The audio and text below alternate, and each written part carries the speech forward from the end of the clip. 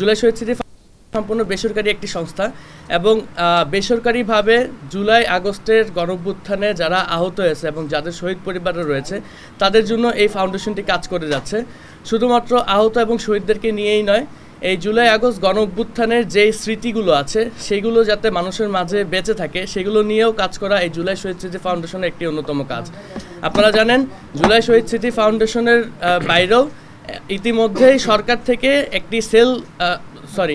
সরকার থেকে July August গণঅভ্যুত্থান নিয়ে একটি অধিদপ্তর করা হয়েছে মুক্তিযুদ্ধ বিষয়ক মন্ত্রণালয়ের আন্ডারে। সেই অধিদপ্তরটির নাম জুলাই গণঅভ্যুত্থান অধিদপ্তর, আমরা যতটুকু এখন পর্যন্ত জানতে পেরেছি।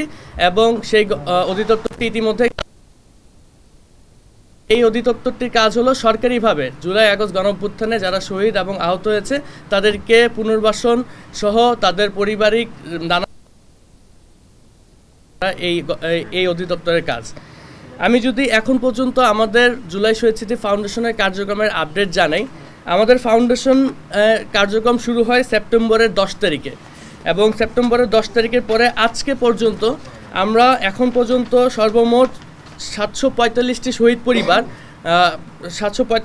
পরিবারকে 37.25 কোটি টাকা আমাদের জুলাই শহীদ স্মৃতি ফাউন্ডেশন থেকে প্রদান করতে পেরেছি, যা মোট শহীদ পরিবার এখন পর্যন্ত গেজেট প্রকাশিত যতগুলো শহীদ পরিবার আছে তার মধ্যে 87.13% পরিবারের কাছে আমরা পৌঁছাতে পেরেছি। এবং আহতদের মধ্যে আমরা এখন পর্যন্ত 5,596 জনকে 59.41 কোটি টাকা প্রদান করতে পেরেছি, যা মোট আহত এখন পর্যন্ত যে তালিকাভুক্ত আছে তার মধ্যে 38.39%।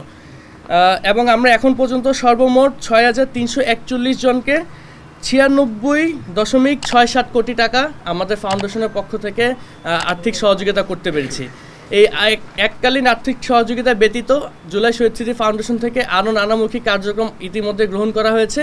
ইতিমধ্যেই আমাদের একটি প্রোগ্রাম পরিচালনা করা হয়েছে যেটির নাম হলো শহীদ পরিবারের পাশে বাংলাদেশ। এটি প্রত্যেকটি বিভাগীয় শহরে আমরা এই কার্যক্রমটি পরিচালনা করেছি যাতে প্রত্যেকটি বিভাগ পর্যায়ে যে আমরা আমাদের যে শহীদ পরিবারদের আছে তাদের কাছে আমাদের যে আর্থিক সহযোগিতাগুলো আছে সেগুলো পৌঁছে দিতে পারি। আমরা একটি নতুন প্রোগ্রাম হাতে নিয়েছি, অর্থাৎ কর্মসূচি হাতে নিয়েছি, যেটি হলো আহত যোদ্ধাদের পাশে বাংলাদেশ। এই কর্মসূচিটি বাংলাদেশের প্রত্যেকটি জেলায় গিয়ে এই কর্মসূচিটি গ্রহণ করা হবে এবং প্রত্যেকটি জেলায় যে আমাদের যে আহত যোদ্ধা ভাই বোনরা রয়েছে তাদের কাছে আমাদের ফাউন্ডেশনের যে আর্থিক সহযোগিতাগুলো আছে সেগুলো পৌঁছে দেওয়া হবে।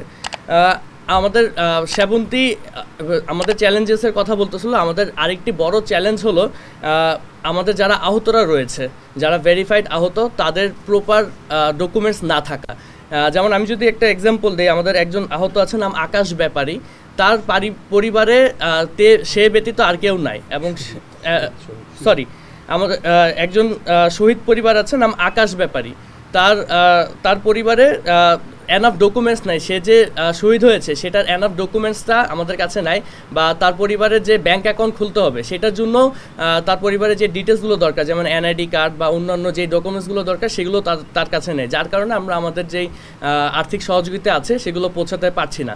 শুধুমাত্র তাই নয়, বিভিন্ন শহীদ পরিবারের যাদের কাছে আমরা এখনও পৌঁছাতে পারি নাই তাদের মধ্যে দেখা যাচ্ছে পারিবারিক বিভিন্ন দ্বন্দ্ব রয়েছে, শ্বশুর শাশুড়ি এবং বউ তাদের মধ্যে দ্বন্দ্ব রয়েছে, তারা একজন একজনের সাথে থাকে না বা একজন একজনের সাথে কোনো রকম সমঝোতায় যেতে চাচ্ছে না, যার কারণে তাদের কাছে আমাদের টাকাগুলো বা আমাদের সহযোগিতাগুলো আমরা নানামুখী সমস্যার কারণে এখনও যারা বাকি রয়েছে তাদের কাছে আমাদের সহযোগিতাগুলো পৌঁছাচ্ছে না।